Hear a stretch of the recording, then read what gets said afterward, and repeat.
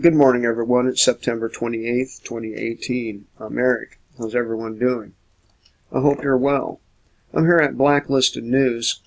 202,600 Americans dead from opiate overdose. Lack of vaccines, not the cause.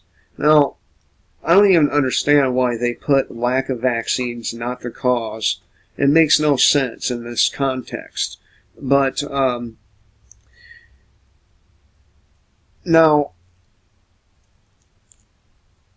we as Americans and patients, we are being collectively punished for the actions of a handful of individuals. And the reason why I talk about this subject frequently is because there are millions of Americans and millions of people worldwide. Only in America, you have to have a doctor's prescription to access these particular medications. Let's say you have a long-term injury, one that, is debilitating. It's very painful. And the only thing that gives you the ability to function or to function without severe pain are opiate-based painkillers. Let's say that your quality of life without them, because you're unable to do the things you would otherwise be able to do, is terrible.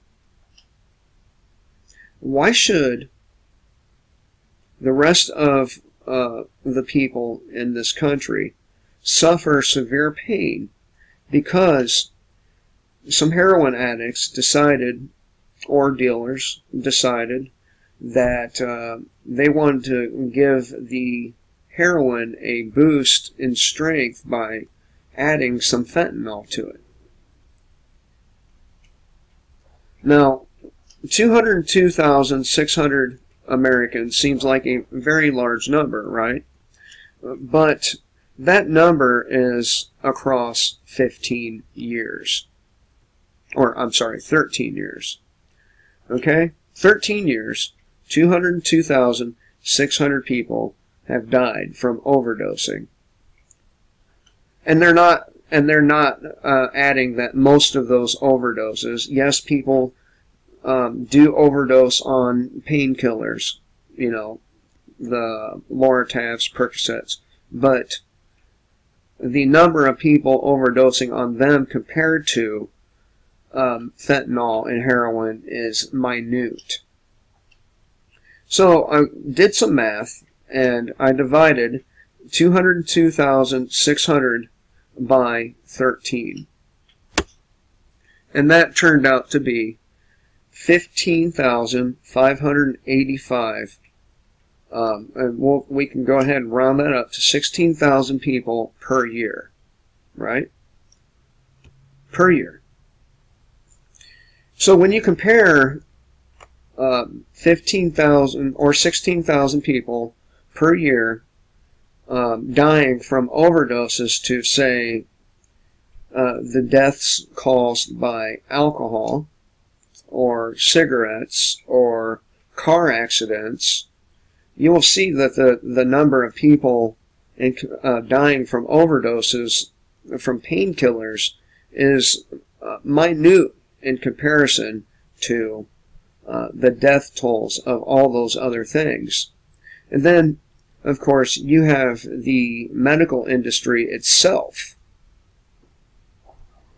that makes so many mistakes that roughly 200,000 Americans die of those mistakes every year.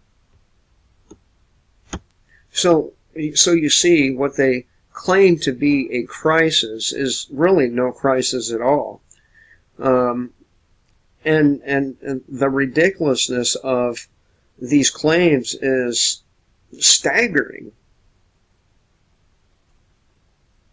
They're more concerned with the 16,000 people, roughly, a year who die from overdoses than the tens of thousands of people a year that die from alcohol, cigarettes, medical mistakes, and car accidents.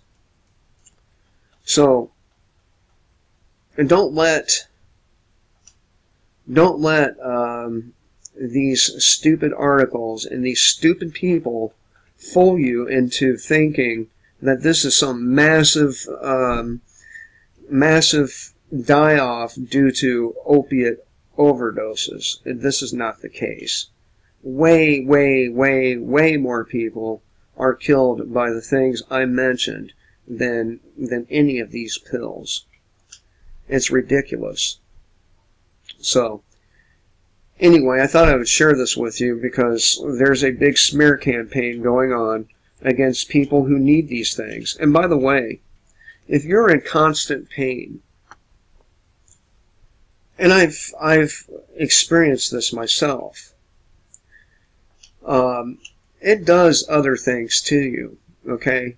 It really breaks you down mentally. If you go a long period of time under intense pain, it scars you. It really does. And people should not have to suffer because a handful of people out there decide they want to mix two things together that shouldn't be mixed together and inject them in their veins. That's ridiculous. It's just like the gun control thing, right? Just because some lunatics out there use their guns in inappropriate ways doesn't mean the rest of society is going to. And that's what the basis, our argument is when people want to talk about taking firearms. The same logic can be applied to this. Hope you all have a good day. Remember, kill the state before the state kills you.